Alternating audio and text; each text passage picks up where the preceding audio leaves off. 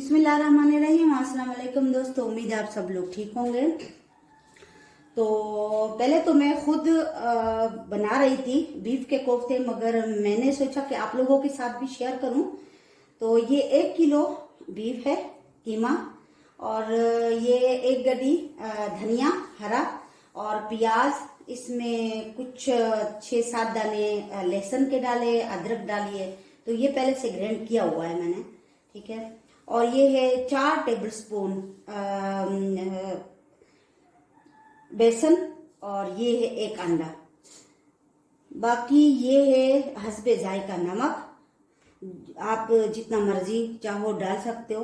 और ये है 4 टीस्पून धनिया पाउडर, आधी टीस्पून हल्दी, ये है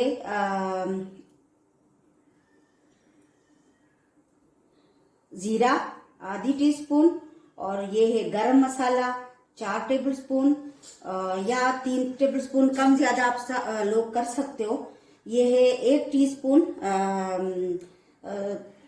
लाल मिर्च का पाउडर, और ये है 1 टीस्पून ब्लैक पेपर काली मिर्च।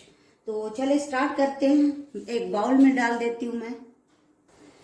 तो ये मैं बाउल में तो नहीं डालूंगी, ये मैं ग्राइंडर में डालूंगी। इसको मैंने ग्राइंड करना है, सारी चीजें जो है ये आप लोग देख सकते हो। पहले भी इसको ग्राइंड किया है, मगर मैंने सोचा कि आप लोगों के साथ शेयर करूं।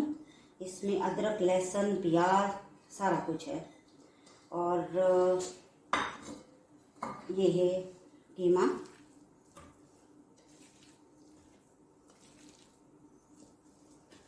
इसी में सारे मसाले, नमक, सारा कुछ डालूंगी, और इसी को मैंने ग्राइंड करना है। ये देखें अंडा और बेसन।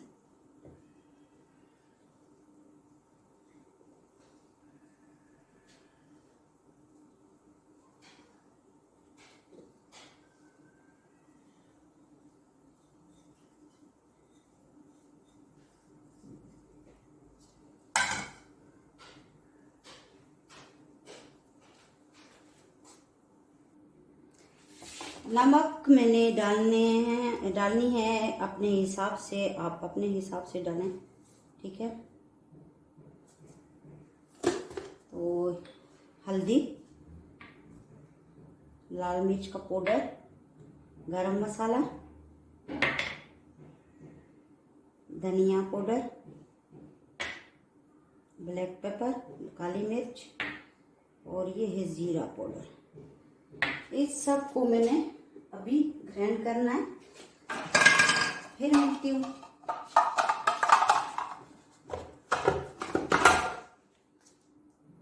ये देखें अच्छी तरह ग्राइंड हो गया है। अब इसको मैं कोफ्ते बनाऊंगी। मगर अगर आपको नमक यहाँ पे कम नजर लगता है कि टेस्ट के हिसाब से, तो आप इस वक्त भी इसमें नमक ऐड कर सकते हो। ये देखें इतने ढेर सारे कोफ्ते बने हैं बीफ के। तो आप लोग भी ऐसे ट्राई कर सकते हो। तो ये है आइसक्रीम का डब्बा।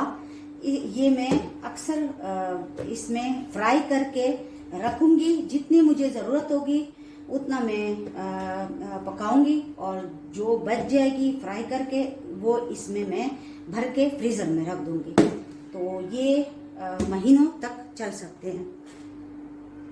ये देखें ऑयल बिल्कुल गर्म हो चुका है। अब मैंने इसका जो आंच है चूल्हा कम कर दिया, और इसको मैं कोफ्ते को पहले मैं फ्राई करूँगी। बिस्मिल्लाहिर्रहमानिर्रहीम। सारे कोफ्ते में फ्राई करूँगी, फिर मिलती हूँ मैं।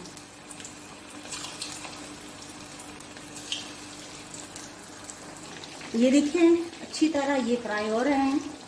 तो इसको ऐसे हिलाएं, चमचा ना लें।